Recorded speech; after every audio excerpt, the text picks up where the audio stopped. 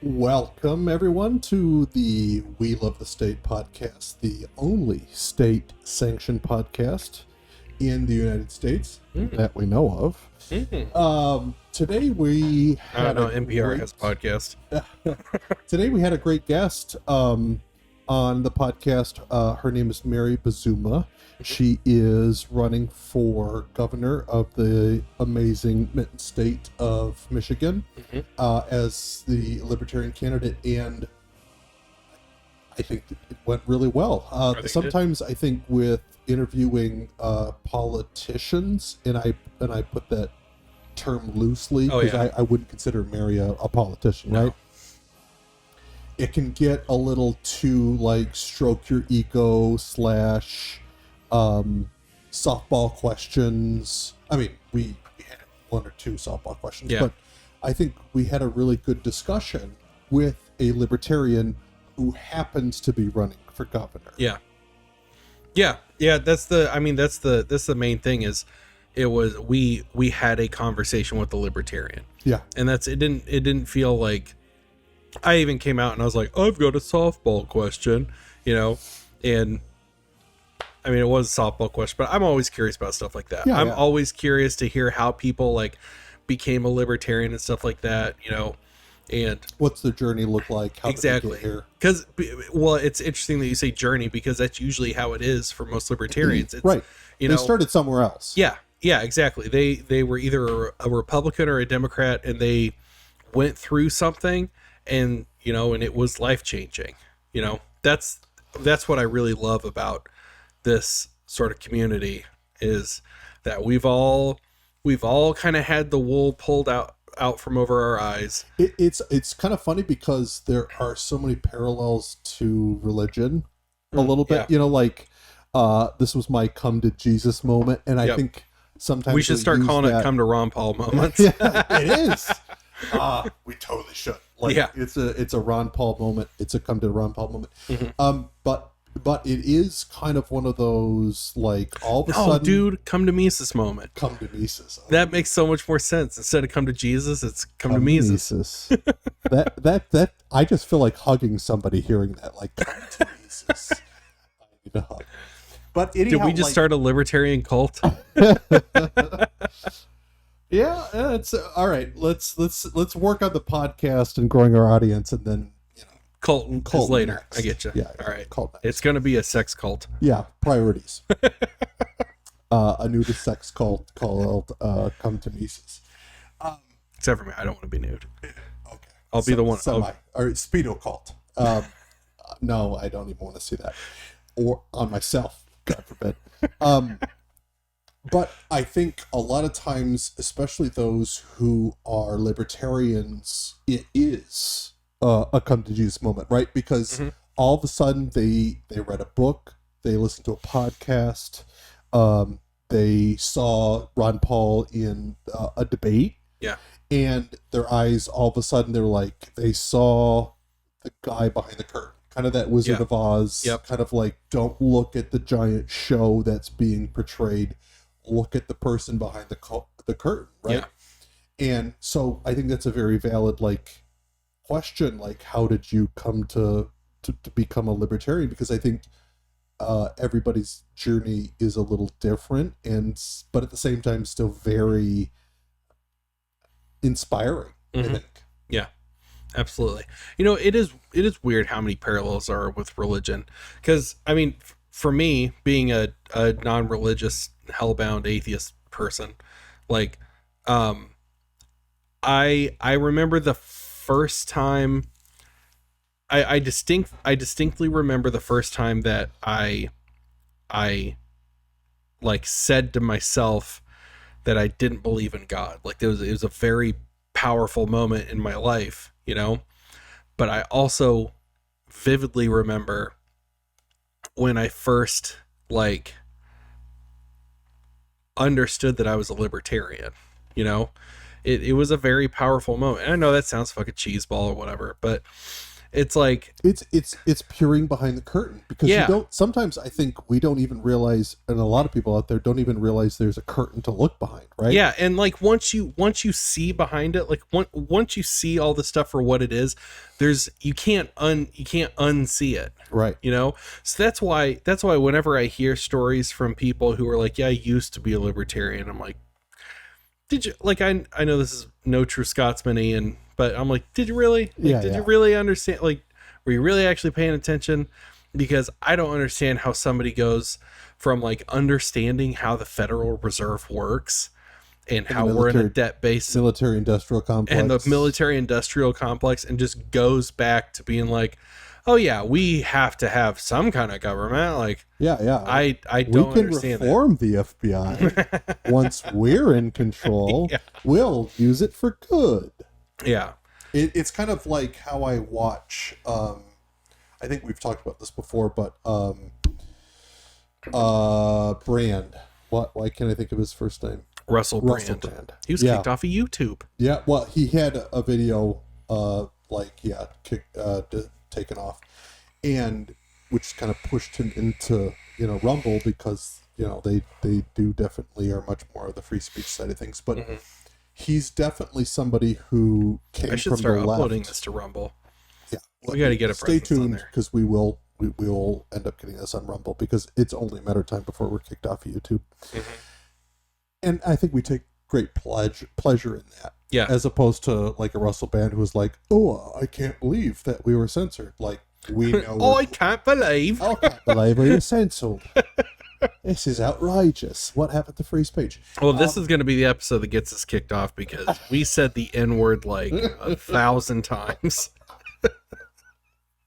And when we say N-word, we mean nukes, right? Right. Yeah, nukes. I don't think we talked about nukes once. I don't think we did either, but like, all right, Google, we talked about nukes, not the other N-word. But I think, it's a very, to your point, like, how do you get to true libertarianism and then walk away and go back to nationalism or authoritarianism? Yeah. I think the only time that happens is if, I think, whether you were a true believer in the left or the right, and you feel like, I have to go back to that party because the other party is so bad that I have to betray my beliefs and my convictions just to stop the other party. Yeah. And I think that happens. I think that happens a lot, because I think because of the divisive area of politics that we're in right now, it's not about voting for the person you like, it's about voting against the person you hate. Yeah. Right? I think that's the biggest selling point of both parties. For sure. If the other person gets elected, your way of life is doomed, right? And that's the sales. Yeah. And so for a libertarian candidate, it's unfortunate that it's a struggle to get people to vote for them because they believe in them. Because I think if you were to ask the majority of Americans, their beliefs would align with the Libertarian Party. Yeah. But they won't vote for their beliefs because they are so wrapped up in voting against their beliefs. Yeah. If that makes sense. Yeah. But that, if anything, that plays into the narrative, right? Because that's what you're being sold. So to vote against somebody is exactly what you're supposed to do, right? So you think you're being a resistant, and you're just being a sheep. Yep, you're playing into somebody's hand. You're just playing. You're just playing the game. And, I applaud people like Mary for running for office on the Libertarian ticket, and to show people that there is another option, right? Yeah. To somebody that, like, I want this person to become governor. Yeah. I don't care about the opposition. I care about the principles of what I believe and what they believe, and I support what they believe, right? Yeah. We've lost that in American politics, and it's people like Mary and people who are willing to say, I'm running on principle you have to applaud them. Mm-hmm. Yeah, for sure.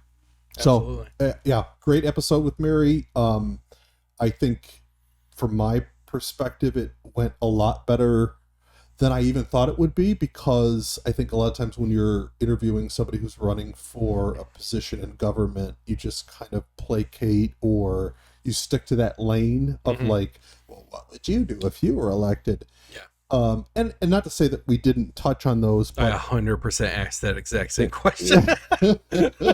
Again, not to say, because I think those are valid questions, right? Mm-hmm. Because we are asking people to vote for somebody, and what would they do? This is what I mean. First of all, like, inside of baseball, whatever. But like, this is what I love about us being in the same room and interviewing versus doing it virtual. Is like you took that interview, you know, and it was flowing, and like it was great, you know. And I popped in for dumb jokes here and there, but like. And the obvious questions here. Oh yeah, and the how did you become a libertarian? Hey, we didn't ask how would you fix the roads. I mean, that we did. We avoided the road question to ask, but we didn't get to that point. But even though I would have been curious, because I mean that's a totally different topic about like if you actually fix the roads, how many people would be unemployed because they weren't filling potholes? 0. Right.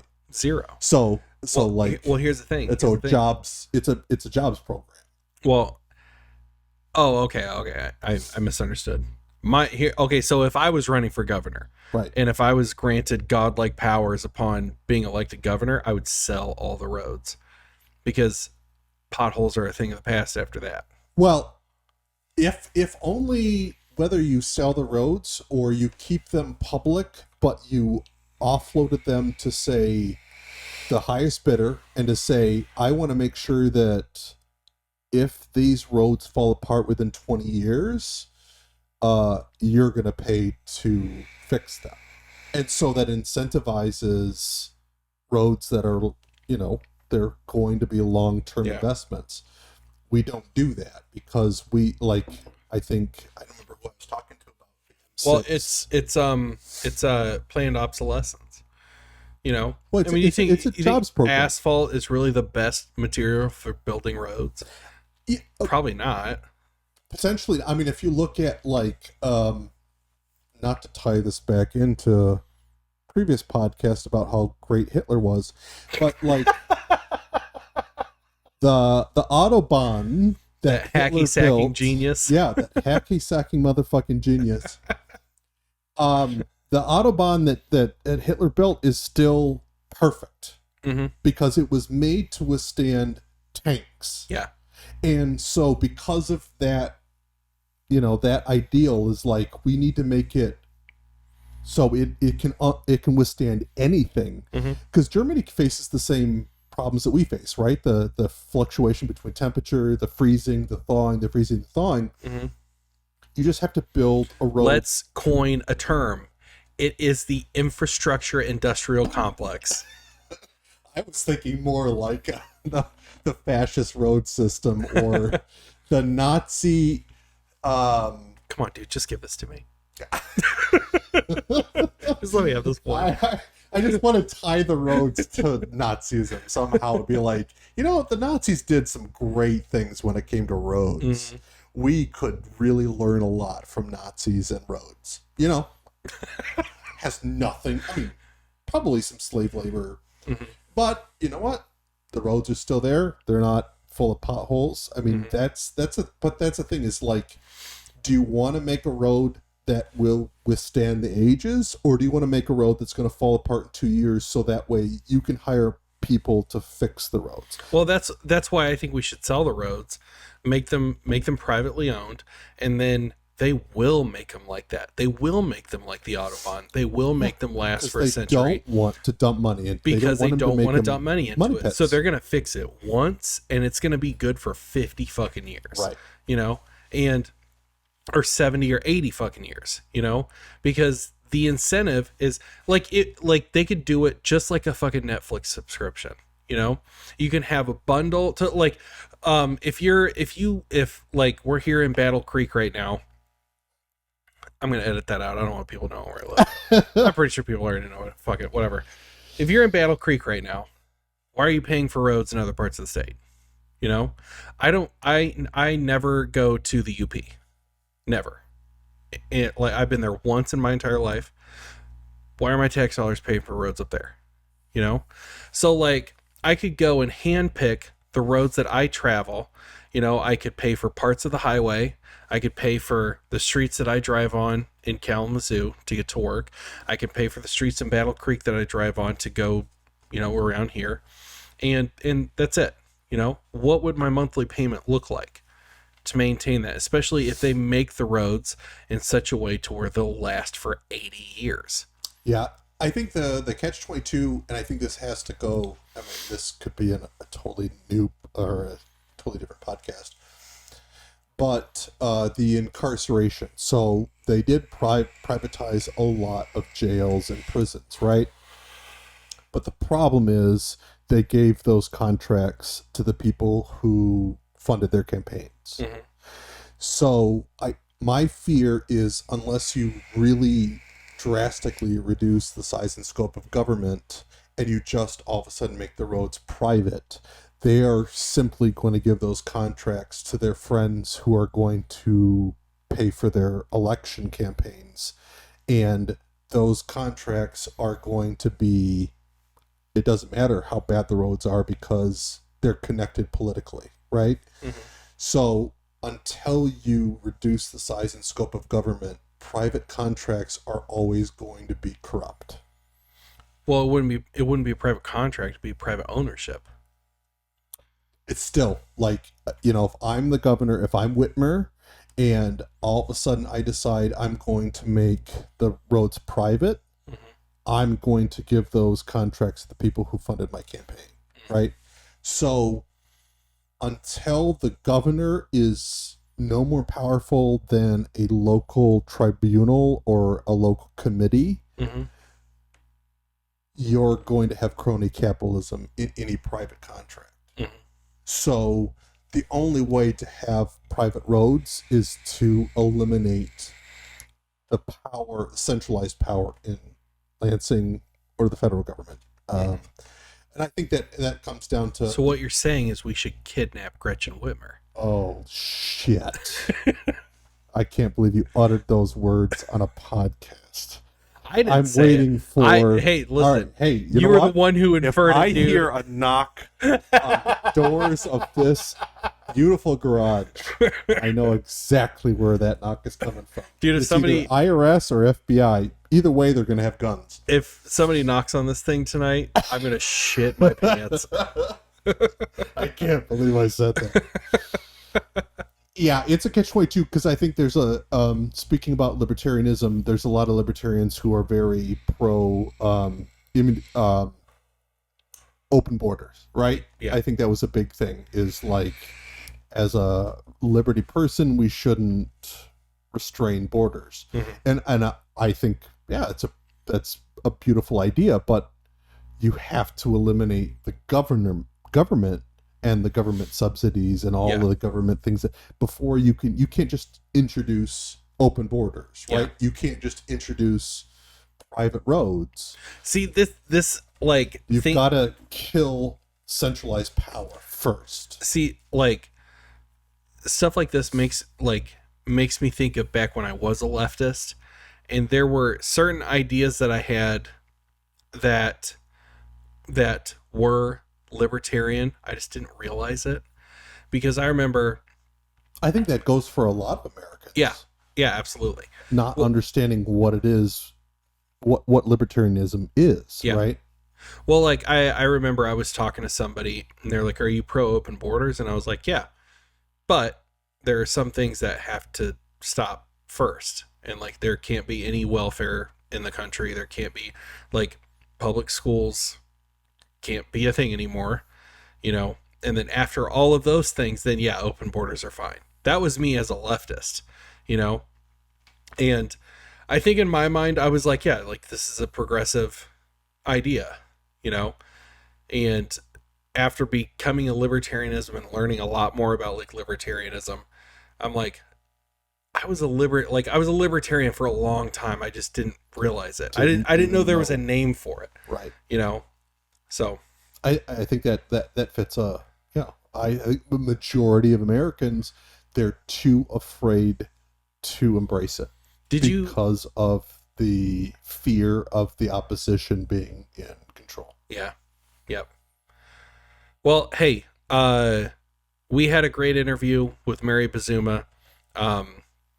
Hopefully this is the first of many, because again, I think it was a great interview just with a fellow libertarian. We gotta get her here in the garage, and have her have a beer in her hand, and we can just shoot this shit for hours. Yeah. Because it was a great conversation. I love this woman to death. I think she is incredibly intelligent. I think she's got a gigantic heart. I was very happy to have her on the show, and even more happy to I don't even know where I was going with that. Well, to interview her. I mean, because I think sometimes when you're just conversing with someone, it is just an amicable back and forth. Yeah. But I think when you're actually interviewing somebody on a podcast, it gives you the opportunity to kind of ask questions and maybe push the envelope that you wouldn't normally do in a regular one-on-one conversation, because you have an audience, you have maybe other people listening and interjecting immediately. So it does, I think, open up the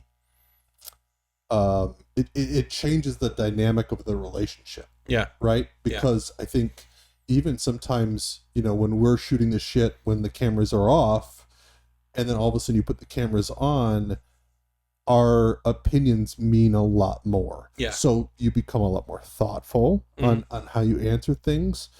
And I think that's it's fun to see that dynamic change, right? Because I think the first time I met Mary was in a bar. And just shooting the shit with her, and that was awesome and just cool to meet somebody. But it was just two people at a bar, and we, it was a libertarian conference. And so it was like, oh, cool. I met a fellow libertarian, and that was great. But things change dramatically, A, when they're running for public office, and then B, when you're interviewing them publicly. Yeah. So. All right. Well, let's get some plugs out of the way. You guys have heard us talk about our bullshit for long enough. Let's get into this interview. If you want to follow me on, there's the camera. If you want to follow me on TikTok, you can find me at Andy Coons. That is Koons. If you want to follow me on Twitter, that's where I say a bunch of stuff that would get me kicked off of TikTok. That is at Andy_Coons. I love Twitter. It's my favorite garbage fire. Some people hate it. Dumpster fire. Fire. I mean, it's garbage too. Yeah. Some people put garbage in dumpsters. It's a garbage dumpster. It's a giant fucking fire. It's a giant dumpster full of garbage fires. Yeah, there you go. It's the city dump on fire. Yeah. Hey, let me show you something. We have fucking merch. You can go to welovethestate.com and you can get your very own We Love the State merch. We also have, what is this? Yeah. It's a goddamn fanny pack. You know you're cool. Yeah. When you've got a fanny pack. Shit's gonna shake around for a second. We've got this stickers. Badass We Love the State sticker. Guys, listen. Me and Ben are not going to become millionaires unless you go and buy our stuff. And you tell your friends to buy our stuff. Yeah. Listen to our shit. Okay, if you have lefty family members, or if you have like Warhawk Bush League, I don't think Bush League is the right way to use that, but fucking Bush lovers, not fucking John McCain lovers, get them some of our shit, dude. Let them know that we exist. They need to listen to this show so we can tell them how goddamn wrong they are. Yep, it's all about changing perspectives and expanding viewpoints. Yeah, and I think we do that very well with some humor And yeah, tell your friends. That's the only way we can grow. And we haven't reached the kind of the plateau on Instagram or YouTube where we can actually monetize and get to that point. So that's our next goal is to get to the growth point where we can start monetizing and selling directly on these platforms, and we can't do that without your help. So please subscribe, please share the show with a friend, and join the Facebook group. Follow us on Instagram at Locals. We Love the State. We also have a Locals, and it's just at We Love the State, right? Yep, We Love the State. Give a search for Locals. We do have a coupon code for free shipping on any merchandise that you purchase through the website. Ooh. So if you subscribe on Locals for, I think it's a very low amount of $5 a month, you can get free shipping on our merch. Hell yeah. Free shipping. Who doesn't want free shipping? I'll tell you who doesn't want free shipping. Capitalism. I tell you who doesn't want free shipping. Statists. Well, I think they just think shipping should be free in general. Statists think that other people should pay for their shipping. Yeah. All right. Let's get into... Oh, hey, you've got some plugs. Oh, yeah. Picture This 1979 on Instagram. Ben DeJong on Facebook. DeJong. But again, I can't stress it enough. We love the state. Website. You have a photography website, right? It is DeJongPhotography.net. Yeah. Yes. But I can't stress enough, though, we love the state website. Spent a lot of time and effort putting that thing together. I think it looks great, and it does. The merchandise is sweet. There's nothing better than wearing a We Love the State face mask. For those who are still stuck in lockdown states, love your state and wear that face mask proudly. We're still waiting on people to send us selfies of you and your We Love the State face mask. Wait. Yeah. Eventually those are going to start rolling in, and that's going to be fucking awesome. Going to be awesome. So, yeah, please support the show.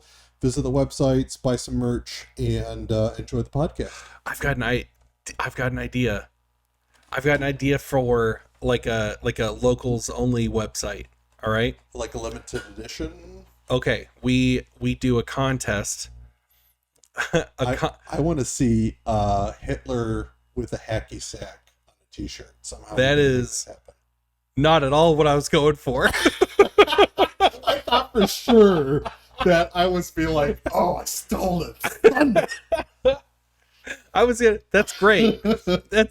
We need to have this conversation. That's my plan B. Right. Plan A. I was gonna say we need to have like a contest. People send in their selfies with their We Love the State mask, and we judge them. We do an episode where we just go through the pictures and we decide who has the best We Love the State face mask selfie. And when we award the winner, we'll get them another face mask. Another face mask. A face mask for the rest of their family. A hacky sacking Hitler t-shirt. Yeah, I gotta get on the hacky sacking Hitler, because if you don't know, that's one of our biggest draws on, at least on our YouTube, I think. But that's we could get, with the exception of the Hector Roos interview that I did. I think hacky sacking Hitler is the number one right now on YouTube. Yeah. Oh well, maybe that's on podcast, but either way, it's gonna make a great frickin' t-shirt. Fuck yeah. Yeah. All right, guys, everybody, thank you for tuning in. Let's get into this interview. We've held you for fucking almost a half hour. Jesus. All right. This is stop fun. This is our interview with Mary Buzuma. Go out and support her. She mentions her website in this. Go out and support her. She's a very intelligent woman, and she should be the next governor of the great state of Michigan. So hope you enjoy this. Thank you so much for watching. This is We Love the State. I'm rambling. Peace.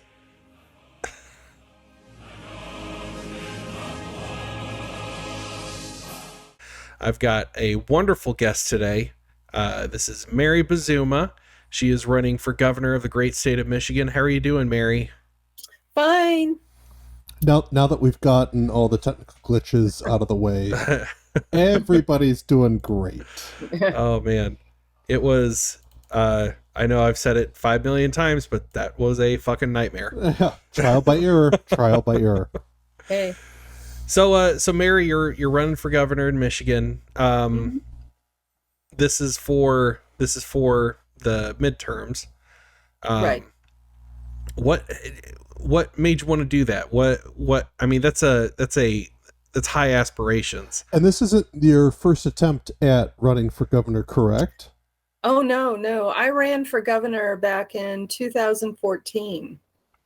And I wanted to run again because since then, 8 years later, billions of dollars, more rules and regulations, nothing has improved. And Democrats and Republicans are just so disappointing. Yeah. I think we can all agree with that one. Oh, absolutely. What, as far as your approach to running in 2014 versus now, have you changed things up a little bit based on what you learned the last time around? No, I really haven't changed too many things. My platform is still pretty much the way it was in 2014. I have a heavy emphasis, or my main emphasis is education. And last year opened a lot of parents' eyes as far as what was going on in their public school. And it was called the year of school choice. And that's something that I feel necessary to promote, only because schools were bad. Our schools were failing before COVID, but after, with all the shutdowns, now they're really bad. And now parents are just taking action and taking their child either homeschooling or maybe a private school or a charter school, or if they can get in another public school in their district, but far away from home. What are the main issues that you're seeing in the public education? Well, right now it's all about culture wars, and culture wars do not belong in school. Everyone thinks that choice is a Republican thing or a conservative thing, but it's really not. The progressives actually started the movement decades ago when they felt that minorities didn't have the political power to get a better education for their children. Mm-hmm. So they decided to just do it themselves. And what was so interesting about this is that it was a bottom-up grassroots movement. Well, now that the progressives are in charge, it's become a top-down, one-size-fits-all brick and mortar system that, frankly, is still failing them. Yeah, and I don't think a lot of people understand that this was a progressive movement to start. It was all about equality and choice and the ability for those who had less to be able to send their children to good schools instead of being stuck with poor education choices. So I think that's brilliant, because it's not a message that is very it's not, I mean, I think it's not being disseminated for a reason. I mean, again, I mean, if you want only the public education as the only choice, you don't want to talk about like, oh yeah, but this was meant to provide better choice and better education for the not so well off. So I think that's a brilliant approach, because I've never heard that from either of the parties. It's funny. A lot of people that I talk to about it, and I've been to some forums and some Meet the Candidates, they didn't know anything about it either. So But that's not the history that you're going to learn right in school. Yeah. It's I mean, what you said about the culture wars being brought into schools, I mean, yeah, I think that's been made abundantly clear to a lot of people. And I mean, everybody has, their feelings about critical race theory or about gender studies or anything like that. So some of those things that are being brought into the public education. My stance is always my stance. I'm not running for any office. You are. So our stance doesn't mean shit except for those who are listening. my opinion has always been like, whenever it comes to issues like racism, whenever it comes to issues like gender ideology and gender expression, sexual orientation, stuff like that's stuff that's my responsibility to teach my children, like whenever it comes to politics, whenever it comes to social issues, like those are things that I am more than willing to talk to my children about. I think some people, and I think this is true on both sides of the aisle for all of these issues, I think people on both sides of the aisle want to have the culture war, but they want to have it in there from their side, and right. So the Republicans want to have the there's no such thing as trans people being taught in school, and the lefties want everybody's trans, including your dog. Like they want the culture war fought in schools, but they want it fought from their side. But I've always been like, no, don't talk to my kid about racism. Like, I will talk to my kid about racism, because I think that I have the right idea about it. And I know that sounds like very like self-serving, or like I'm putting myself on a pedestal, but that's parenting, right? Yeah. I mean, we want to impart exactly our life experience. Oh, I'm sorry. No, I'm just saying we want to impart our life experience so that our children can learn from what we have experienced, so they don't make the same mistakes that we make. Don't talk over her, dude. She's running for governor. She'll throw you in prison. And by the way, I have a pardon that I would like signed. No one wins a culture war. Mm-hmm. You just take less casualties than the other side. I think that's a great point. We don't focus on the fact that nobody wins wars, right? Everybody loses. No. Yeah. So whether it's the war on culture, drugs, etc., like I want to put that right on the front of your website. Nobody wins wars. No. Like, there is never a winner. There's just somebody who gets to pick up the pieces. Well, right? that makes me think of one of me and Ben's probably favorite topics on this show, which is national divorce. The culture war is heating up, and it's getting worse and worse and worse. There was an 80-year-old woman that was just shot in Lake Odessa, a week ago? Which is only 45 minutes from here. Yeah. And where I live.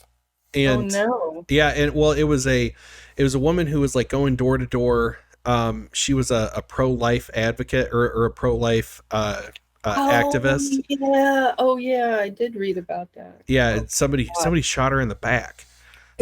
And again, speaking from somebody from Lake Odessa, it could have been just some deranged person with a gun. I don't think we've necessarily tied it to abortion being the reason for the shooting, because they did say that there was a confrontation and so it could be like bad blood between neighbors. Like, we don't know the context. With an 84-year-old woman? I'm just saying, there are some people that aren't all there upstairs. So, but yeah, shooting an 84-year-old as I think she was like walking away from the house. Yeah, the entry wound was in her back. So, I'm not positive that it was specific about abortion. Maybe that was a bad example, but the point I'm making is that the culture war is getting hotter and hotter and hotter and hotter. And I think the healthiest way to, if not end the culture war, but to at least put it at a stalemate, is national divorce. Is, the people who think this about abortion can live in this part of the country, and the people who think this other thing about abortion can live in this part of the country, because what you think about abortion, you tend to agree with other pro-choice or pro-abortion people on a whole list of other issues. So then, I mean, it's a culture war because it's two different cultures, two wildly different cultures. Well, I think to your point, it's getting to the point you have one side that says, you know, I think who's the person that's running for? I think it's a state senate, and it's plastered on the TV and radio like she believes there is no reason. Oh, you're talking about the Tudor Dixon commercials? Yes, never a reason for an abortion. Yeah. Like no exceptions, no reasons. Yeah, I'm pretty pro-life, and even I'm like, well, there are some reasons. But on the other side, you have people that are like, they want it up until birth and sometimes after birth. Yeah. And so how do you bridge that gap? Because we're not talking about 3 months versus 4 months. Because if that was the discussion, you could have a middle ground. But if there is no exceptions on one side and you can kill a baby after delivery on the other side, there's no chance for a middle ground between those two viewpoints. So I guess what I want to ask you, Mary, is sure. What do you think about national divorce? What are your thoughts on that?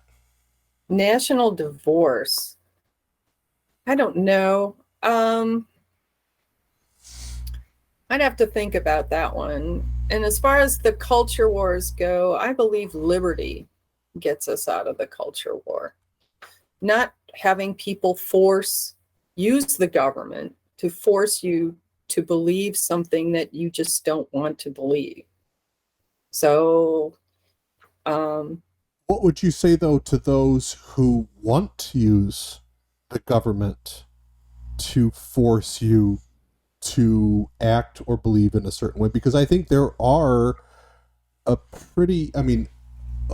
this is probably coming more from the left than the right, but even the right has, viewpoints that I think they want to enforce on others, right? I mean, especially when it comes to the Christian right. Yeah, I mean, the right, some of the people on the right, these parents that are taking their kids to like drag shows, like they want to see them locked in prison and stuff like that. Right. I'm like, that's not the right answer. Like, no, that's yeah, I get it. Do I think it may be appropriate to do that? Probably not, but I'm certainly not going to throw some parent in jail just because they took their kid to a drag show. Yeah. That's what the non-aggression principle is all about, though, isn't it? No force. Government's only role is to protect your life, your liberty, and your property, basically. Not to force you to believe in things that you don't want to believe in. Yeah. That's what liberty, that's what individual freedom and responsibility and all that jazz is all about, isn't it? No, I think that's a very valid point, is what is the role of government. My concern, and I think, back to the point of a national divorce topic, is I think there is a large majority of United States citizens, those who vote specifically, that want the government to mandate their view on social constructs. They want the government to say, you have to do this or you can't do this.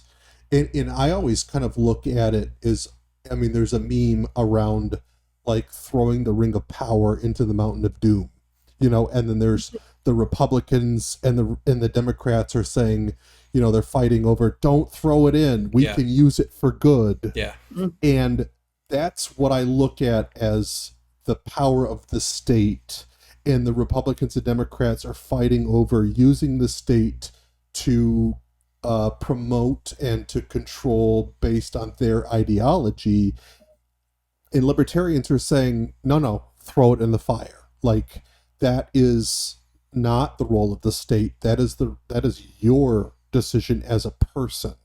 You need to make the decision, and you need to own up to the consequences of that decision, but that's not the state's role. And I just don't know. The problem, I think, is selling that.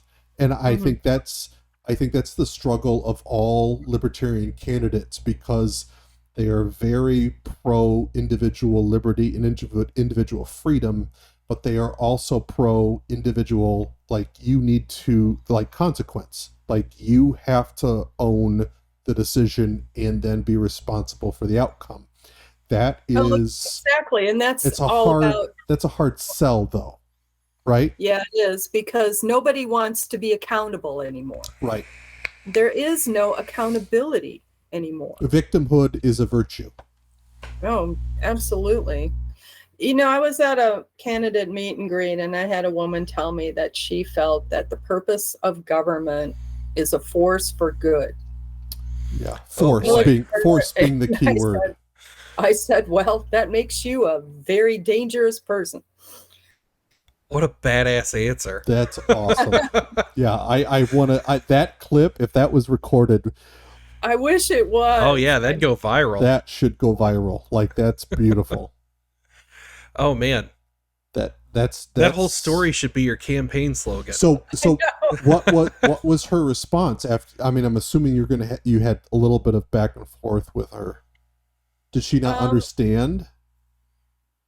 No, she really didn't. She believed that government is to protect people from themselves, and that it is a force for good.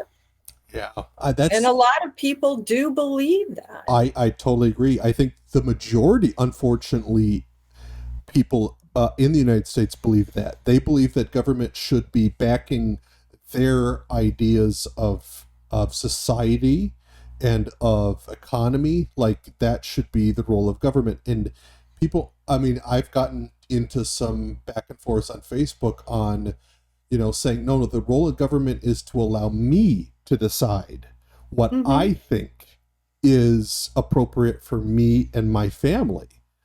That's the role of government, is to protect my ability to make decisions for myself. And it's amazing, and what scares me, and why I think we bring up the national divorce conversation quite a bit, is I think there is a very large majority of Americans who think the role of government is to enforce their belief. Yeah. I don't know.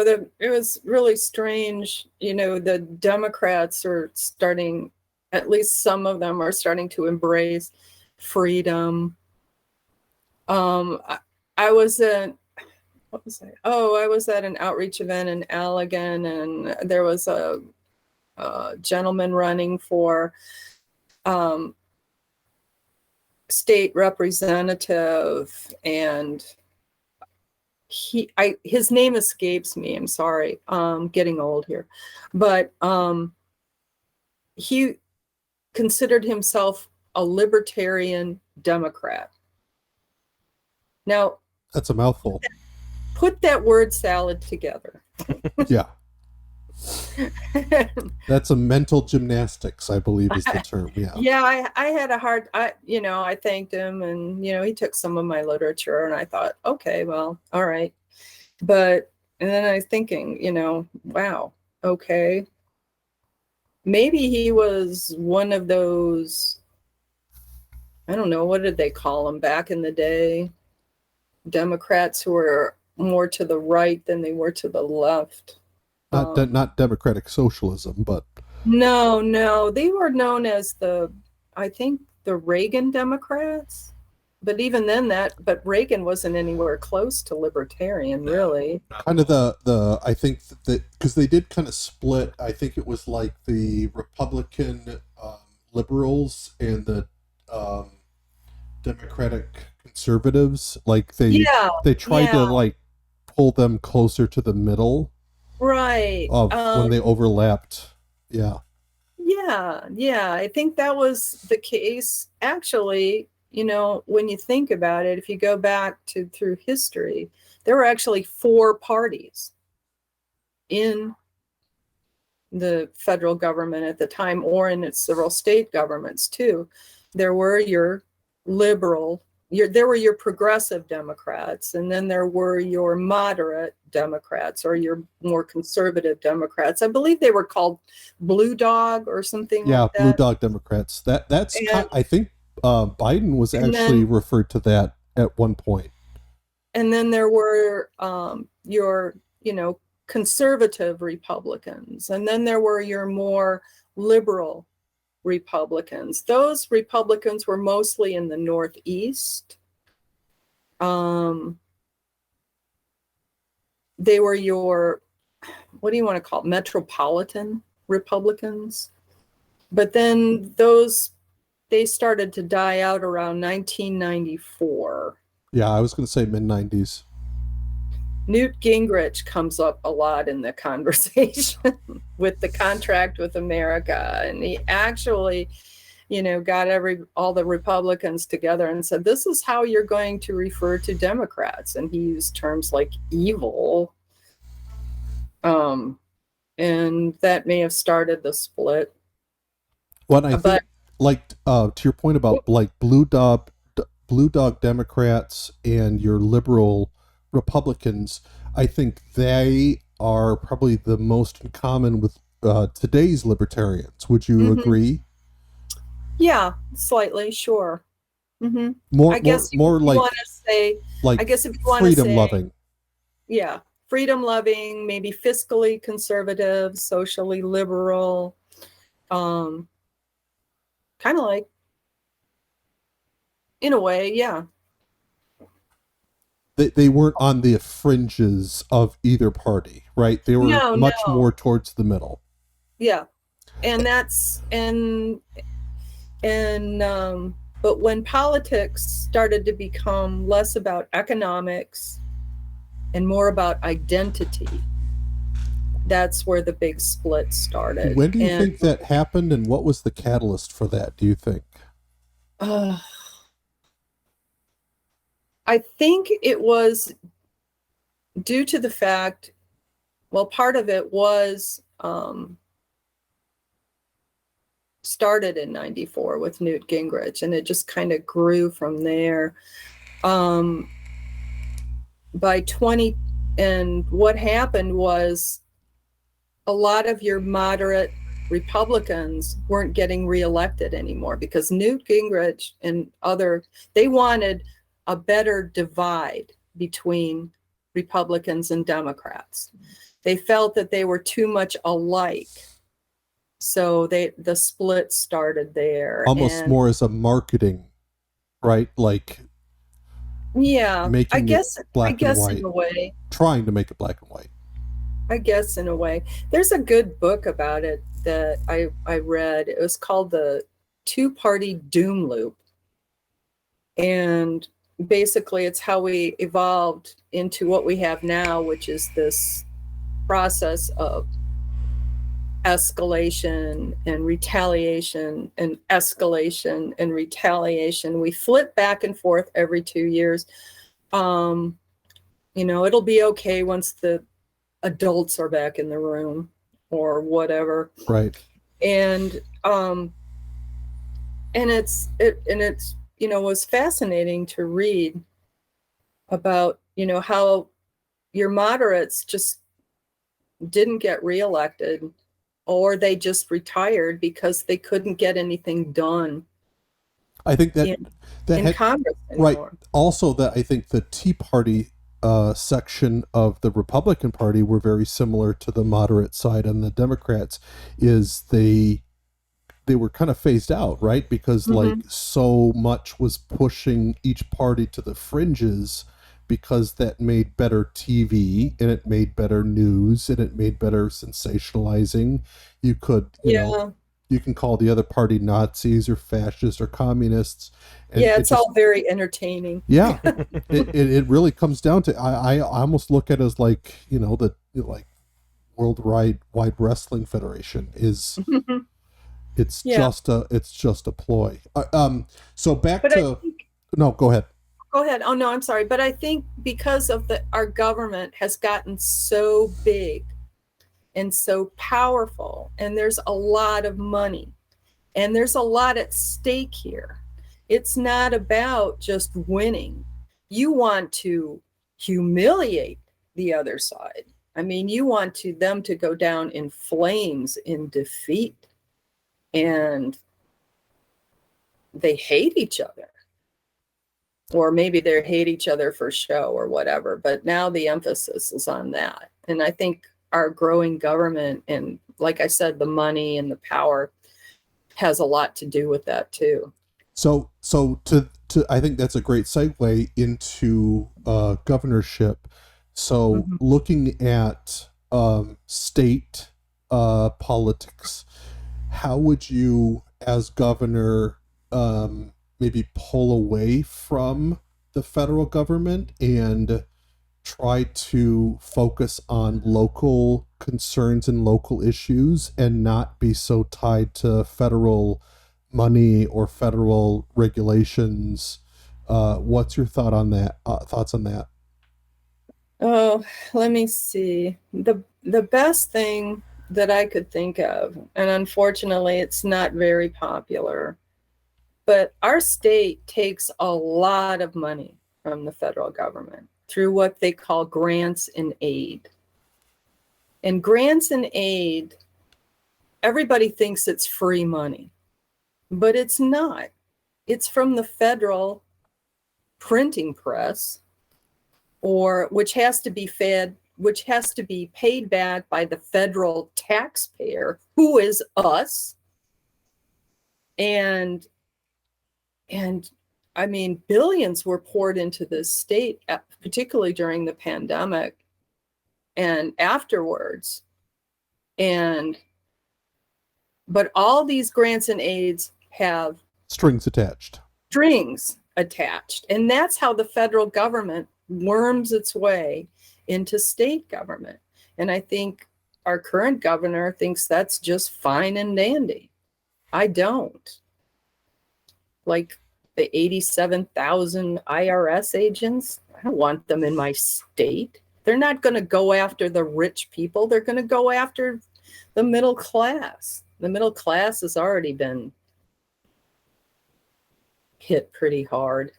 They don't need the IRS poking around, particularly now that some of them are going to be armed. Oh God, a bureaucrat with a gun. Lord help us. Yeah, that's literally theft at the point of a gun. I mean, we talk about that in libertarian circles, metaphorically speaking, and now it's reality, right?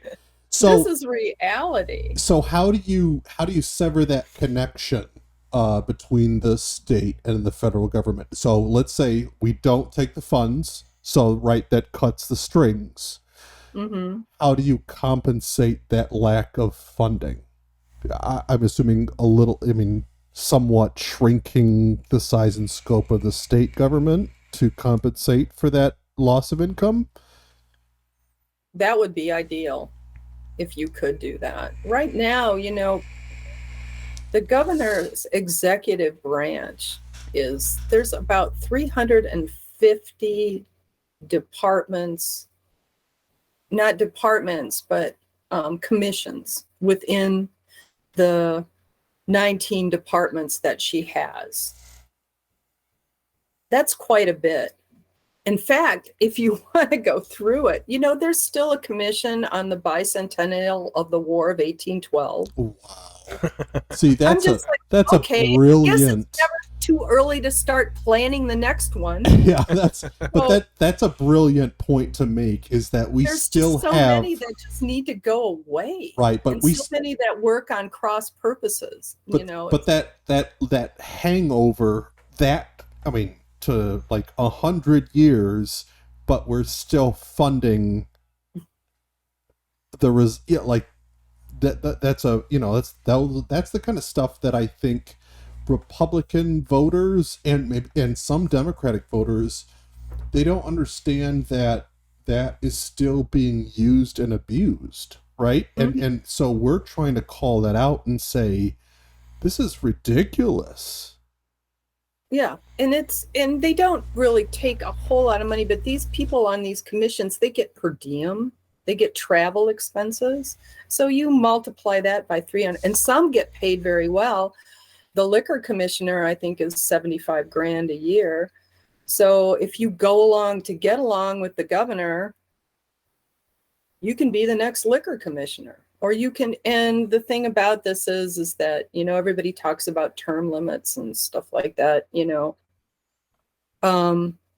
There's a country song that goes, "How can I miss you if you don't go away?" And they don't go away. They just fold themselves into these commissions and bring their little lobby friends with them. And it perpetuates. That needs to be. Well, I think a lot of times, especially Michiganders, don't even realize the waste and abuse at the state level, right? To your Absolutely. point about some of these agencies and some of these jobs that our taxpayer money is funding. Mm-hmm. They don't understand, like, these programs, these positions, these agencies, these commissions, they are continually funded regardless of whether Republican or Democrat is elected as governor, right? So, oh, absolutely. But, you know, a funny thing, too, is that when I ran in 2014, there were just over 200. Now there are close to 350. If that's not growing government, I don't know what is. Yeah, between agencies and commissions, especially, I'm sure COVID justified a lot. Oh, yeah, absolutely. And it gave some of the bureaucracy in her cabinet an unlimited amount of power. All right, I got a real softball question for you, Mary. Okay. All right. How did you? Sorry. I didn't get it. No, that's okay. How did you become a libertarian? Okay, back in 2005, I had retired from the Navy, and I was living in Norfolk, Virginia Beach area in Virginia. And like most people in the afternoon, I was stuck in traffic. Couldn't find my radio station, but I came across a talk show, and there was a gentleman on called Ron Paul. And while I was sitting in traffic, I was listening to him and was fascinated and intrigued, because he was talking about the Federal Reserve and our fiat currency and things that, you know, I hadn't really thought about. So I looked into him a little more and came upon a place called the Mises Institute and ordered my first book, which was called Harry Hazlitt's Economics in One Easy Lesson. And that led me to other things. And he did write a very good book that I bought and read, Ron Paul. It was called Liberty, a Manifesto. And that really started me on my libertarian journey. And then to find a group, actually, I found a group by accident. I had a bunch of books that I was donating to a book fair, but they had decided to cancel at the last minute. But I saw this banner at a restaurant, Tidewater Libertarian Party. So I thought I'd go in and check it out. And before you know it, yeah, I was a member. Mm-hmm. And I haven't looked back since. I came to the Libertarian Party from the Democrats, by the way. Mm-hmm. Not that most people, I think that are from, most people maybe come from the Republicans, but I came from the Democrats. You know, I did too. Great. Yeah. There's dozens of us out there. Oh, okay. Okay. Yeah, I was like a very, very, very, very far to the left. And I know I've told this story multiple times on the podcast, but I don't care. There were a handful of sort of little events that kind of chipped away at my faith in sort of the Democratic Party and left-wing ideology and stuff like that. But one of the major events was I was in this Facebook argument, and people were talking about killing Trump supporters. And I'm not a fan of Trump, but I'm definitely not a fan of genocide. And so they were saying like, oh man, I wish it was legal for us to just go out and start killing Trump supporters. And I was like, well, that's wrong. Like, that's objectively wrong. And I got dogpiled on this Facebook post, and I know it's anecdotal or whatever you want to call it, but no, I mean, well, I got dogpiled. Can be a real cesspool at times. Yeah, I got dogpiled from all these people saying like, what? You don't think it's okay to kill Trump supporters? You must be a Nazi. And I was like, what? And so that was one of the first times that I sort of saw the dark side of the left. And I was like, maybe these are, not the ragtag group of superheroes I thought that they were. Maybe they're not right about everything. And then just from there started branching out and got out of my comfort zone, got out of my bubble, and started listening to more and more not overtly left-wing people. And that eventually led me to Dave Smith. I started listening to his podcast, and I remember at the end of the very first episode of Part of the Problem that I listened to, I was like, I think I'm a libertarian. I think that's what I am, and because I didn't disagree with anything he was saying. And one of the things, like, I'm very anti-war, that's sort of my, so like, yeah, even though I was in the military, I am very anti-war. Well, I mean, that gives you a very, very good perspective on why war is bad. You have a perspective that a lot of other anti-war people don't. I know there's a lot of anti-war people who serve in the military, but I mean, I think that's the biggest group that supported Ron Paul in his runs. It's veterans. He had the most money from all veterans and active intervention. Yeah, right. It's just purely defense, not offense. Yeah, and well, oh shoot, where was I going? I ADD, don't ever get it. It sucks. But yeah, I'm very, very, very anti-war. And I remember there was an episode of Part of the Problem where Dave Smith said, war is worse than racism. And it, me being this left winger listening to this podcast, there was this reaction. I was like, what? How can you say that? How can you say that racism isn't as bad as war? Like, racism is the worst thing on the planet. But then the more I thought about it, I was like, I can't come up with a legitimate counter argument against that, because it is. And the numbers prove that. The number of people who die per year from, racist related deaths or racism related deaths to war, they're incomparable. We're talking about something that kills hundreds of thousands of people every year, versus in the last 100 years, there have been right around 4,000 lynchings. I know that's not the only race motivated type of murder, but 1 million people died in Iraq. It still pales in comparison. Yeah. And not to mention, the cost. Yeah. Financial. Not just human life, but, we have a lot of veterans coming back from Afghanistan and Iraq, and even going back as far as, well, I'm sure there's a couple left from World War II and Korea, and, that need to be taken care of. Mm-hmm. And that's a big cost of war too. People think that the cost ends when the conflict is over. No, not at all. It's just starting. And that's just are you the only veteran that's running for governor? What? Are you the only veteran that's running for governor? I'm assuming you probably are. I'm not sure. I know Gretchen Whitmer and Tudor Dixon aren't. I'm not sure of the other three.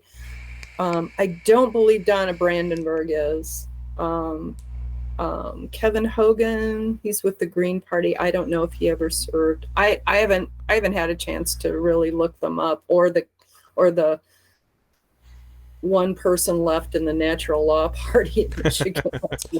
I just think that would definitely, because I think Michiganders, I mean, maybe outside of the big cities like Detroit, Lansing, and Grand Rapids, but I think the majority of them are very pro-military, but maybe not pro-war. And no, so, they are. And that I got a lot of that when I was in Allegan, is that, they looked at my literature and Navy veteran. Yeah, I'll vote for her just because of that. So you may be right. Yeah, I think that's something else that would be, great to promote, is the fact that we actually have a veteran who knows what they're talking about when it comes to foreign entanglements.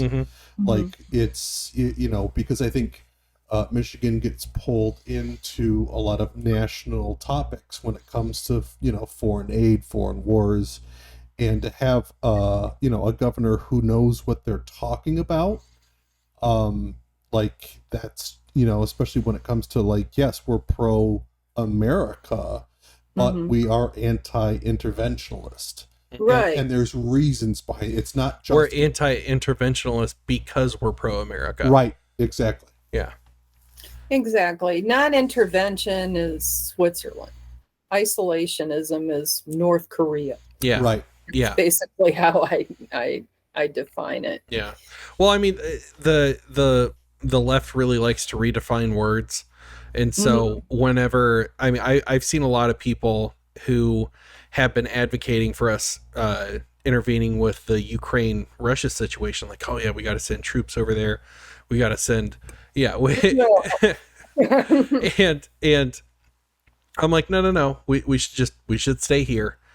And they go, well, isolationism is, like, they use the word isolationism when they derogatory comment. as a derogatory, but they mean, like, even if I say anti-interventionalism, they almost hear that word and think something like North Korea, right, cutting ourselves off completely from the rest of the world, right? Yeah, which is very different than what libertarians are proposing. No, I believe, when goods and people can cross boundaries, then arms will not, armies will not.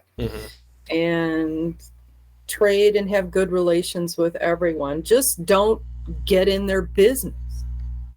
And I think that was emphasized by Ron Paul, that we don't have to be in everybody's business.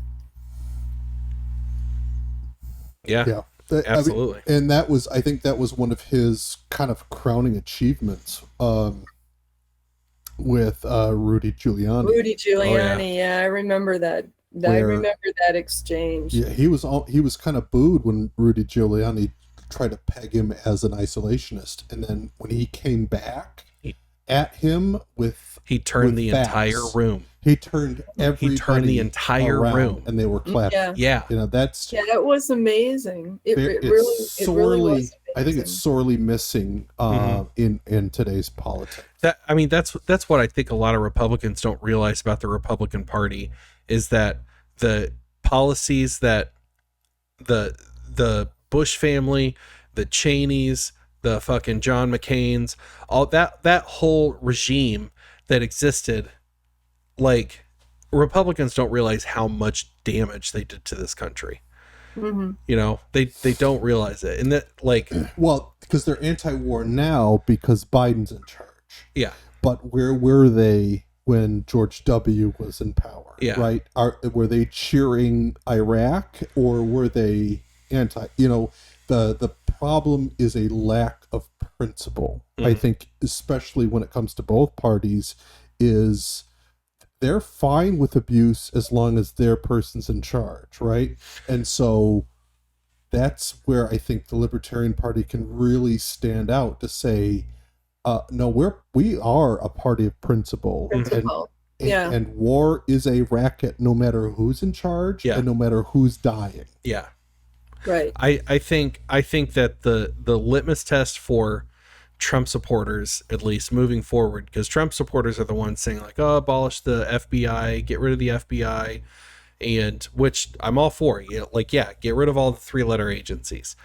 But if Trump does get elected, and if he doesn't abolish the FBI, I can almost guarantee that Trump supporters are going to be like, well, I mean, we kind of do need the FBI.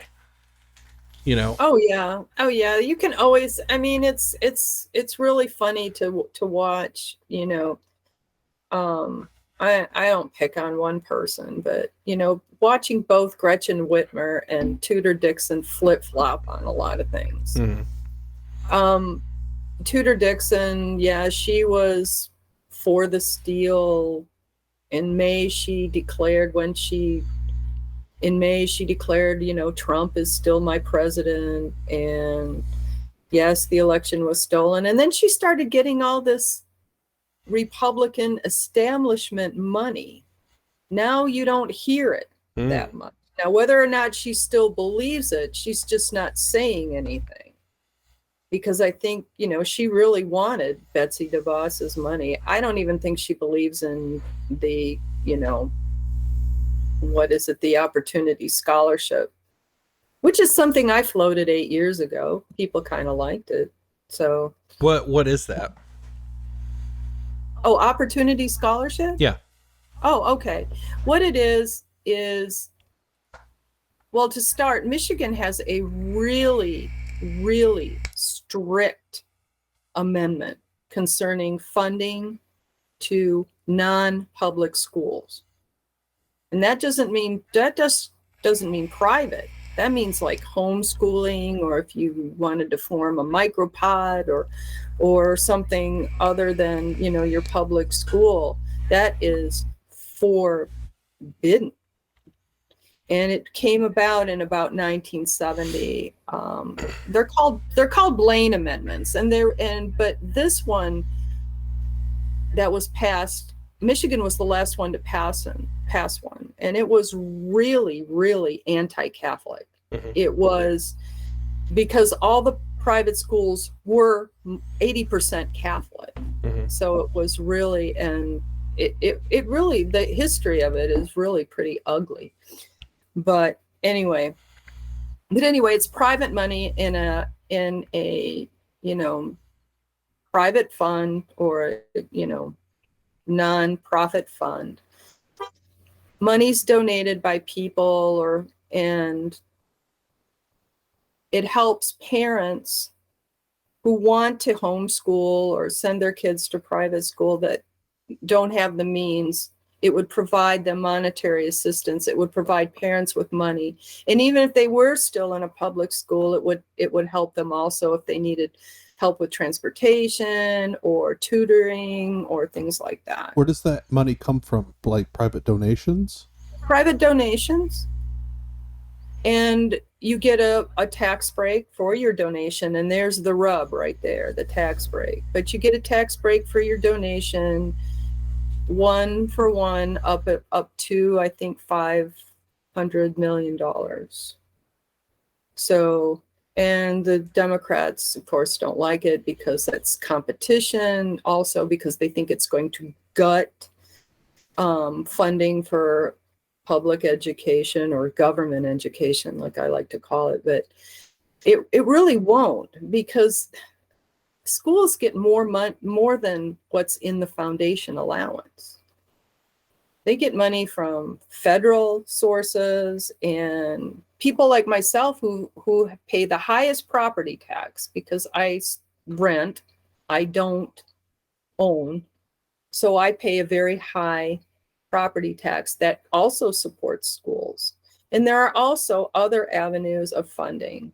So to tell me that it's going to gut public schools, I would say, well, what the heck are you spending the money on if you're getting all this other money? You can't tell me that it's all going into the classroom, not when kids are still failing in some schools. And by the way, how much does your superintendent make? And how much staff does he have? Right now, they're staffing the schools with everybody, nurses and counselors and nutritionists, and damn, where are the kids going to go? Yeah. Yeah, so all that extra money usually goes to administrative costs, quote unquote. Mm-hmm. It's not necessarily benefiting the kids. I mean, my girls go to public schools, and that's some of the best schools in Michigan, and they eat junk for lunch every day. And is it because they like to eat junk, or is it because that's all that's available? That is probably a combination of the two, but the fact that it's even available, like my girls are, I raised them to be not picky, but they're going to go, if it's up to their choice, they're going to go for the chocolate milk and the carbs, right? And, that's a good school district. I can only imagine what happens in a poorer school district. They're just, it's amazing the money the money you pour into education and where it actually goes, right? You can't solve problems by dumping more money. We've done it with the war on education, the war on poverty, the war on drugs, the war on, et cetera, et cetera, et cetera. It just continues to feed abuse. I kind of want to go back to, kind of what we talked about earlier about trying to separate, or not necessarily like exclude Michigan from the federal government, but like, how do you stop taking the handouts to avoid the strings, but still function as a state? Well, like I said, you have to just go back to what's important. Right now, healthcare takes almost half the budget right now. We have Whitmer in a statement said, she was happy that over 1 million people are on Healthy Michigan. Really? That's 1/10 of our population is on Healthy Michigan. Also, too, another thing about strings, too, is that when we received the COVID aid money, you couldn't take people off of Medicaid, even though they don't belong there anymore. You don't keep you can't remove them. Of course, that'll stop next year and into 2024. But still, that's a lot of people, and it's a lot of money. And a lot of people end up dropping out of it when they find out that they've got to start paying into Healthy Michigan, whether it's $2 or $20. Hey, I'm healthy. Why should I pay for anything? So I'm not going to pay for a bunch of sick people. So, but yeah, I think you have to pare down as far as what's important. More choice in healthcare would reduce healthcare costs. What do you, to that point, because I work in healthcare, okay. One of the things that I'm big on is primary care physicians, but direct primary care. I don't know if you've heard of direct primary care, but yes, it's a subscription model. I have a direct primary physician. Okay, so do I. Because my physician doesn't I turned 65 last year, big whoop. So I had to go on Medicare.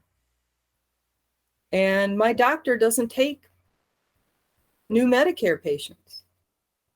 So he was the one that proposed the direct pay option. And then I save my Medicare and my other stuff for when I have a real emergency. I can see him for a small monthly fee. I can see him when I want, and he can actually spend time with me. And I think it's a better deal. I totally agree. We're actually going to be interviewing my direct primary care physician next week on our podcast. Oh, terrific. So I think that's great that you see the benefits, because especially at a governor position, you can advocate for that, where I don't think a lot of people understand what it is. What are the benefits? No, a lot of people don't. And what happened was our stupid state legislature conflated it with concierge care, which is they're totally different things. Very different. And also, I think a lot of people don't understand the fact that with this program, oh, by the way, Medicaid people can't be on this program. So they tried to expand it. The Senate tried to expand it in for Medicaid people, but the House decided to go with the status quo, and it just got buried somewhere. It's probably a lot like the trying to reform the education system, right? Because there are a lot of people that are already entrenched and benefiting from the status quo, and don't want this is a competition. Lot of insurance and healthcare companies. This is a lot of money. Who do you think was lobbying the hardest for Medicaid expansion? For Obamacare? Was that 2013? Was that? Yeah, but Obamacare was a huge, I mean, like the healthcare insurance agencies loved the idea of Obamacare because it's subsidizing their profits. Exactly. Like, people don't understand that's just taxpayer money, like subsidizing insurance. Like, people don't understand what that's just such a, it would be illegal anywhere else if you tried it. But also, too, like I said, we just got through the budget, $76 billion. And boy, howdy, do they know how to spend it. I'm surprised that there was a $7 billion surplus. But of course, $1 billion of that is gone because back in June, some backroom deals with Republicans and Democrats with the Michigan Economic Development Corporation. They, in secret, had out a deal and handed out bunches of money. And what was funny is that some of the Republican and Democrat legislature didn't even know the money was coming to them until it was announced on the next day. But this is wrong. This is just wrong. It's theft. Absolutely. And then it's not even direct theft. About not having any money, and they blow it like this. And now we've got billions or getting poured into her SOAR program, SOAR. I guess, well, we weren't blown away 16 years ago, so I guess now we're going to soar. That's not going to work either. If Michigan heads into a recession, all that money going into these programs are not going to make one bit of difference. Not at all. They didn't and Michigan took the longest to get out of the recession from 2000, what was it, 8, 9, 10? Well, 2008. And only because of our state's intervention and spending on these corporate welfare schemes that just didn't pan out. Especially with the automotive industry. Oh, yeah. And a lot of it's getting dumped into the automotive for electric vehicles. But what people don't understand is, number one, electric vehicles don't take as many people to put together like an internal combustion engine. So naturally, people are going to get laid off. And also, they're heavier. And I know it's a big thing, to save the planet, but you got to think too that a lot of this is destroying the planet. Well, the mining for lithium. The cobalt mining. And you ever been to a nickel mine? Do you know NASA used it to test the Mars rover and the lunar rover? Because it's absolutely devoid of life. Wow. So, yeah. We're going to destroy some of it. Well, not to mention we're African cobalt mines, but we're saving. But we got to stop the climate change. Well, not to mention, we're burning fossil fuels to power those cars, to charge them, and so if everybody goes out and gets an electric car, I mean, we're just going to have to burn more fossil fuels to pay the electric bill, Well, what's going on in California? Exactly. Wake up call to Michigan. Yeah. Because we're supposed to be completely, what was it, carbon free in what year? 2035. 2035, 2050, something like that. Was that in California? I know it was 2035. But our grid is not going to support it, which is why she was trying to get with her buddy Granholm to keep the Palisades nuclear plant open. Mm-hmm. It takes a long and nuclear actually is completely emission free. Yeah. The only thing that comes out of those stacks is water vapor. That's it. That's it. But it gets a bad rep. And also too, the nuclear plants, they're aging, they're closing, and it takes a while to build a new one. Yeah. Well, and even with nuclear, I mean, I think there's definitely a lot of other options for nuclear, but they don't have any byproducts for weapons, right?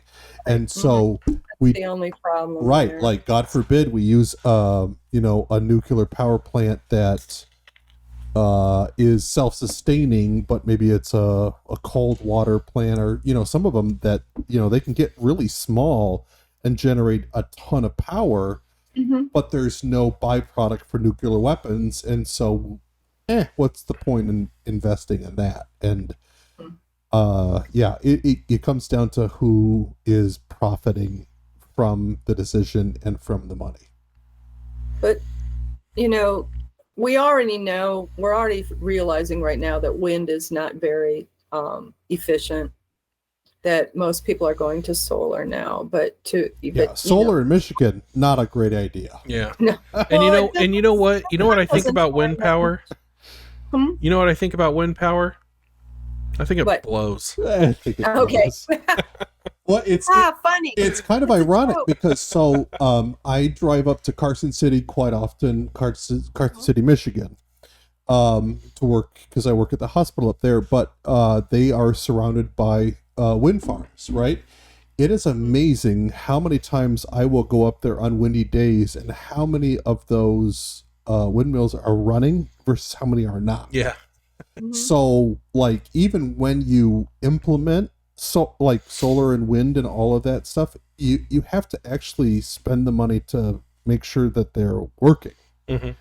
Right. And so it looks great for consumers' energy to say, we invested $5 billion in wind power, but they only put in $1 million for maintenance, and so these windmills only work 75% of the time.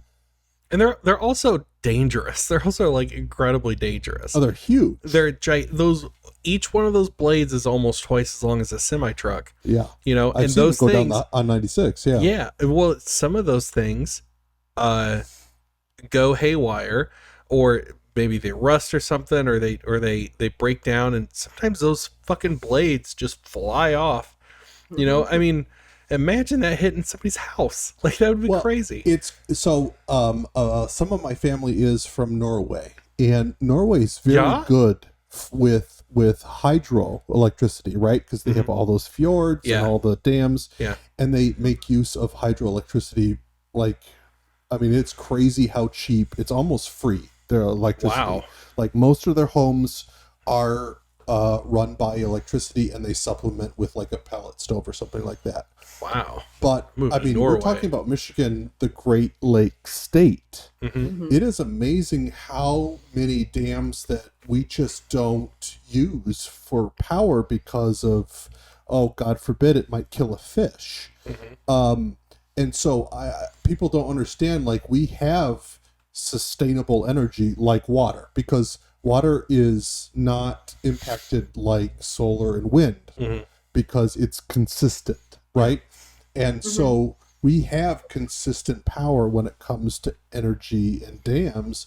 We just don't use them because we don't want to upset, environmentalists who think fish that lovers. Maybe a fish might die, or it might, these are things like people don't understand. Like, we have the ability to be carbon neutral if you were to introduce things that might, quote unquote, kill a fish. But there's so many of these, like water turbines, that's just, it's a spinning wheel underneath a giant waterfall, or like Tacoma Falls.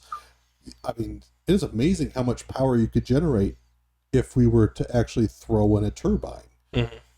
But like, all of a sudden environmentalists are against that kind of power because it might hurt wildlife, but they're fine with giant turbines. They don't care about all the birds being killed by wind, by the wind blades, and they don't think about the acreage that it requires to lay solar panels. That was acreage. I mean, that could be corn, that could be wheat, that could be a lot of other things. I'm just waiting for eminent domain to take hold and start confiscating people's property to put up solar farms. I would definitely.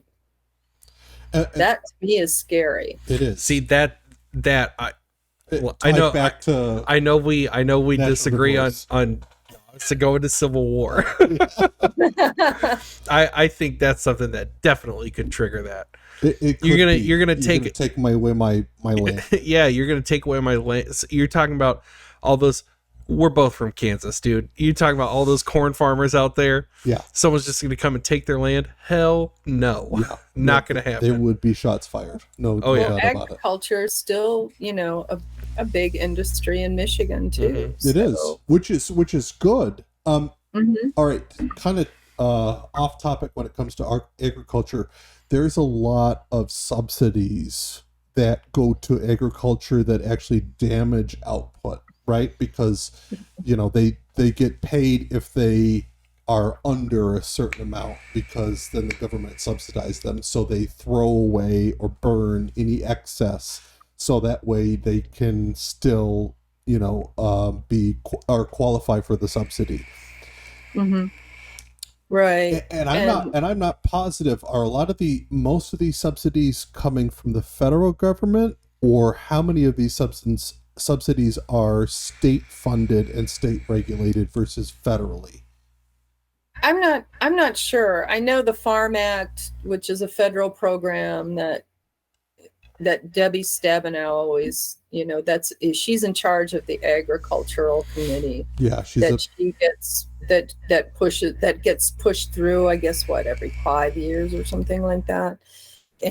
But I think too, the state subsidizes farmers too. I'd have to go back. I'd have to do some research. I'd have to go back and go through my line items in the budget again, because that's how I found all the pork that was in it. Eliminate that stuff and you got money too there. But it's amazing, even just looking at all those subsidies, especially if there's something that can be controlled at the state level, because I think there's if you were to eliminate them and just make it purely who provides the most product at the cheapest, the best product at the cheapest price, and you reintroduce competition amongst agricultural production. I mean, I think the sky's the limit if you were to push that. The problem is, when you subsidize, it's basically you're introducing a form of socialism, right? So everybody only farms to the lowest common denominator. It's almost like the education system. Like, we just want to be able to get the worst pupil to graduate high school, right?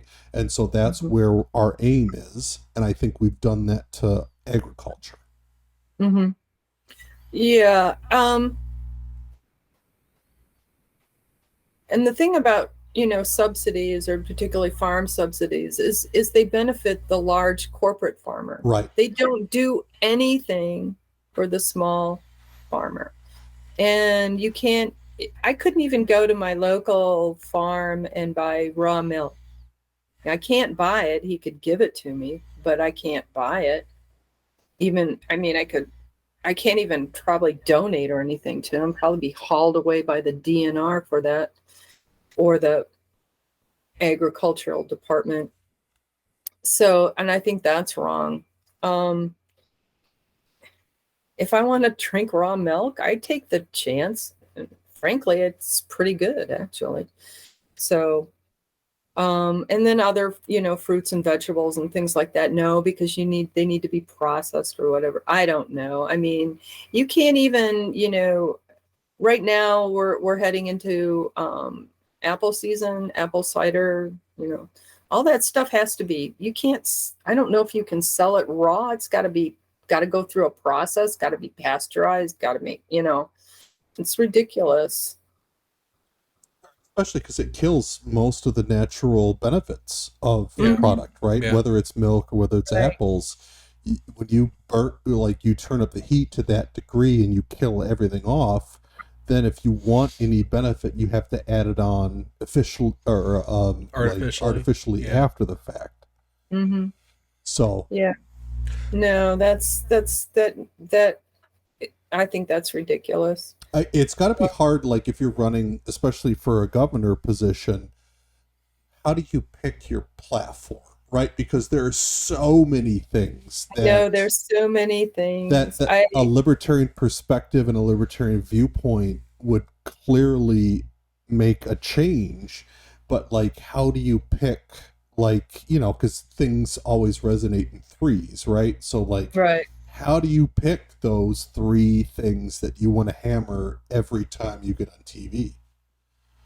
Well, the thing I hammer the most is education. Education is important to me only because it floats all, pardon the nautical metaphor here, but it floats all boats. People who have a better education make better choices. They can get a better job. Kids are less likely to get in trouble, join a gang, or whatever. And I don't know why we just keep.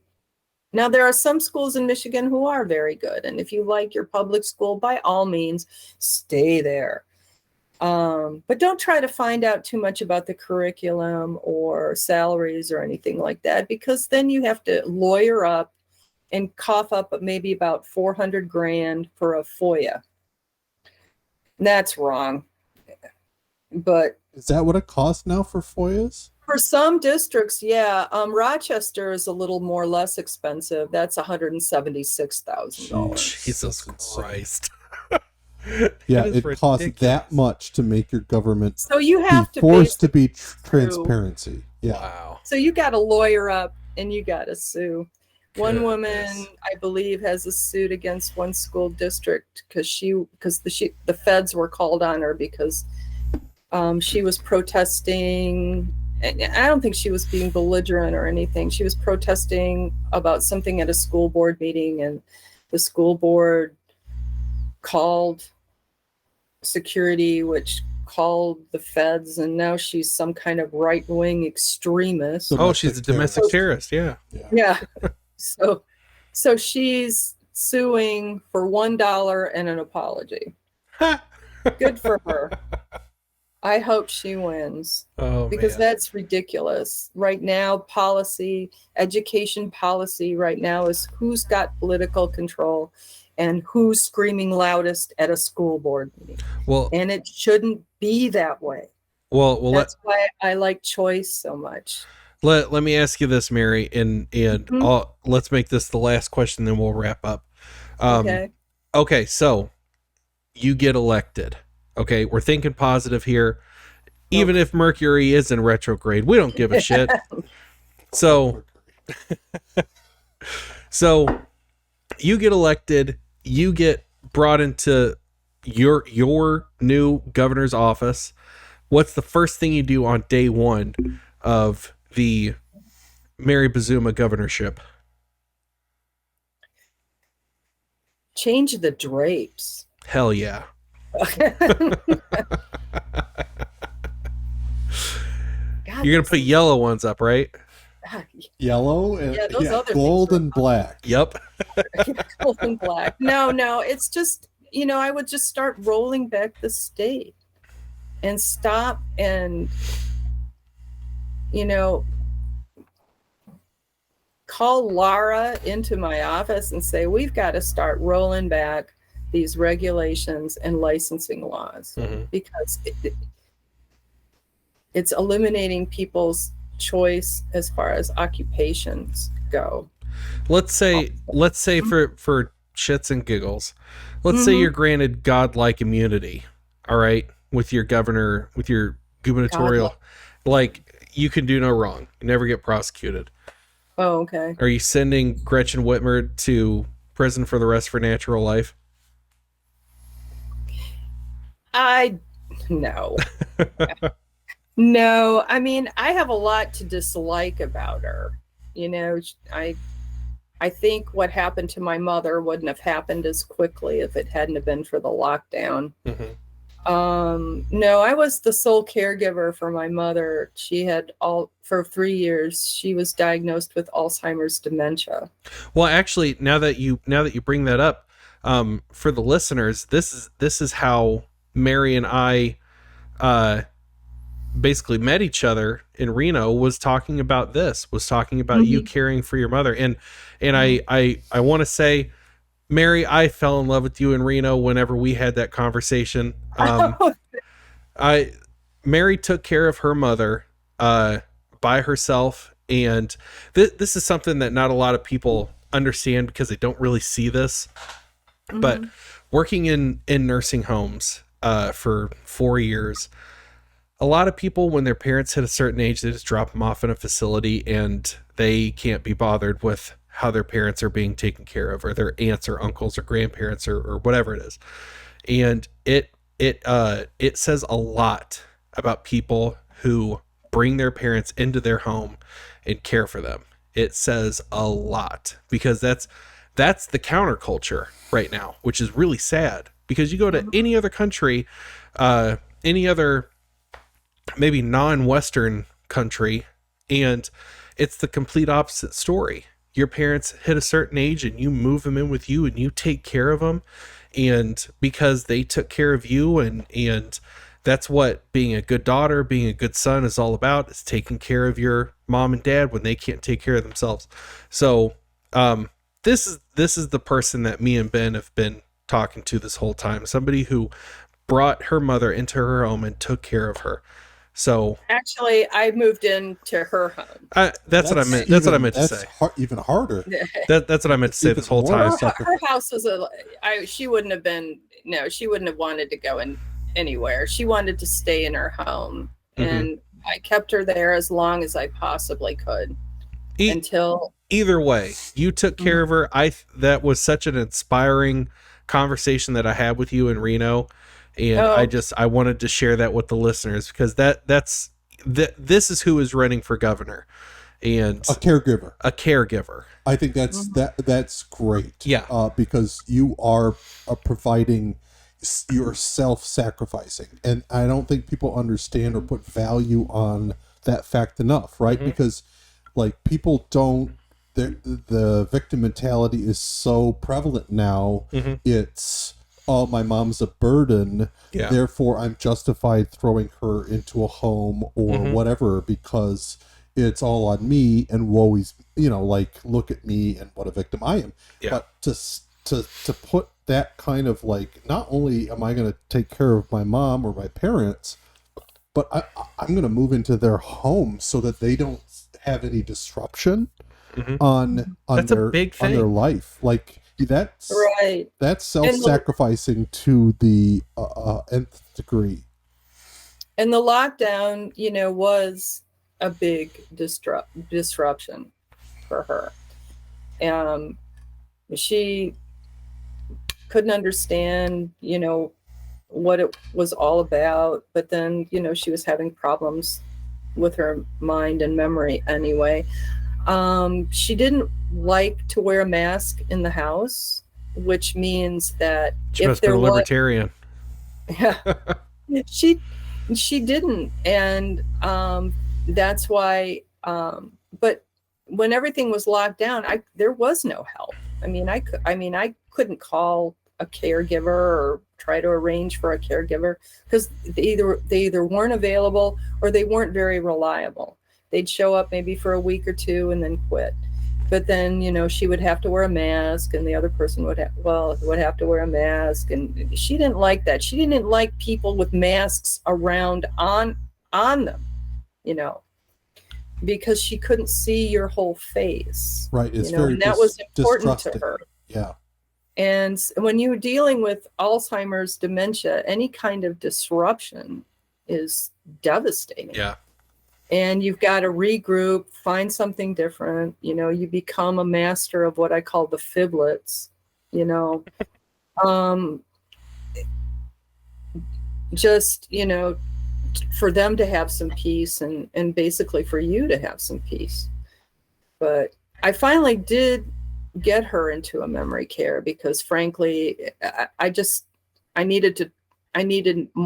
she needed more expert care than what I could give her. And sadly, as Andy probably knows, God in his mercy took her home in January, but I still miss her a lot. It's a big void, but I something that I understand you wouldn't want to necessarily campaign on self-sacrifice, right? Because it looks very like self-congratulatory. Yeah, no, I don't really. But at the same time, I'm glad that Andy and I can call that out as being very virtuous and says a lot about your character. And I don't think that gets stressed enough because politicians, they're looked at as better than others. And so for somebody like yourself who actually sacrificed their day-to-day lives to support a family member that they love, I don't think that gets called out enough. So thank you for doing that, and thank you for running for governor, because thank you. Those are both very inspiring actions, and I think we can all look at that as something to strive towards. Well, thank you. All right. Well, let me wrap this up. All right. Let's say you've got the entire state of Michigan listening to this podcast. What's the one thing that you want to say to them? Let's leave the politicians, the ones who promise the world and never deliver, behind on November 8th and vote Mary Buzuma for governor. Hell yeah. Love it. Love it. It's amazing. That's how you end a podcast. Hell yeah. All right, Mary, do you have a website? Where do you want people to find you? Yeah, I do have a website. It's electmarybuzuma.com. And that is Buzuma, right? Oh yeah, B as in boy, Uzum as in Mary, A. All right. And we'll make sure to put that in the show notes. Yep, we'll get that in the show notes. Anybody who's interested in supporting Mary for governor, please visit the website. All right. Mary, thank you so much. I cannot apologize enough for making you wait an hour while we got all of our computer shit figured out. No, that's fine. I have computer problems too. I know exactly how it is. Like I said, they can be so naughty at times. You just want to pinch them. Smack them around a little bit. Oh yeah. It's been an absolute pleasure having you. I'm so thankful to have you on. I can't wait to have you on again.